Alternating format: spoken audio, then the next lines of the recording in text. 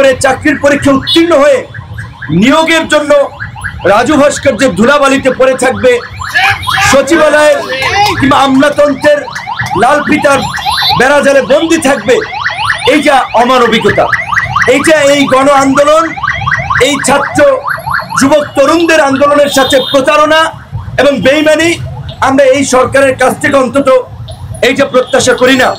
আমি আপনাদেরকে বলছি যে আপনারা আজকে এখান থেকে একটা আলটিমেটাম দেন, কারণ আপনারা সরাসরি চাকরি প্রার্থী।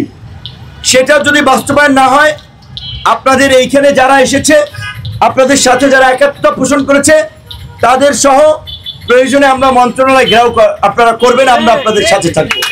কিন্তু একটা বিষয় আমরা আপনাদেরকে পরিষ্কার করব, আপনারা দেখেছেন এই ঢাকা বিশ্ববিদ্যালয়ের প্রত্যেকটি রাজপথ আমাদের রক্তে রঞ্জিত হয়েছে। আমরা কোনো টেন্ডারবাজি দখলবাজি করতে এসে এই রক্তে ঝরাই নাই, কারো মাথায় বাড়ি দেই নাই, কোনো হল দখল করতে যাই নাই।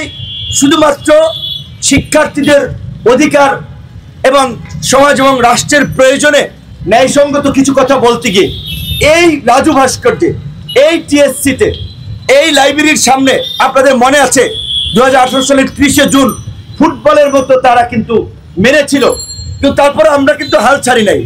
আপনাদের দাবি দেওয়া নিয়ে আমরা কথা বলেছি, আমাদের পরিষ্কার কথা যে এই ছাত্রলীগের দুর্বৃত্তরা আমাদের উপরে এইভাবে পৈশাচিক হামলা করেছে, নারী শিক্ষার্থীদেরকে লাঞ্ছিত করেছে, হলকে একটা ক্যান্টনমেন্ট বানিয়ে শিক্ষার্থীদের একটা দাস বানিয়ে রেখেছিল।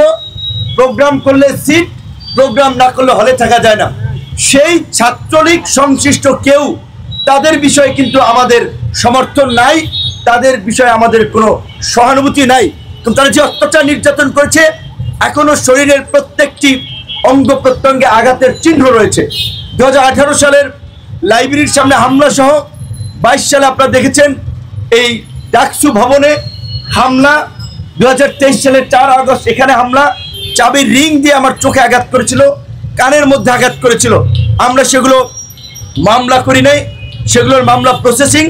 ছাত্রলীগের সরাসরি পদধারী যারা আছেন তারা ব্যতীত আমাদের অন্যদের চাকরিতে আমরা পুনর্বহালের জন্য, বিসিএস এর সুযোগ দান করার জন্য সরকারের কাছে আমরা আবেদন জানাই এবং তাদের চাকরি ফিরে পেতে তাদের সমস্ত কর্মসূচি এবং আন্দোলনের সাথে আমরা থাকব।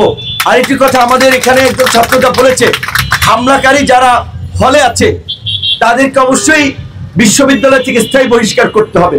আমরা এতদিন আমরা দেখেছেন পরিষ্কার কথা যে আমরা বলেছিলাম যে এই সরকারের বিরুদ্ধে যখন ধারাবাহিক নার্সরা আন্দোলন করছে, শিক্ষকরা আন্দোলন করছে, তখন আমরা শুরুর দিকে আন্দোলন করতে নিরুৎসাহিত করেছি।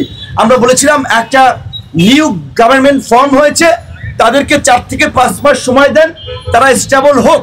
তো আমরা সেই সময়ে আন্দোলন নিরুৎসাহিত করেছি, কিন্তু দেখা গেছে যে অনেকে পরবর্তীতে রাজপথে আবার নেমেছে, কারণ সরকার তাদের কথা রাখে নাই।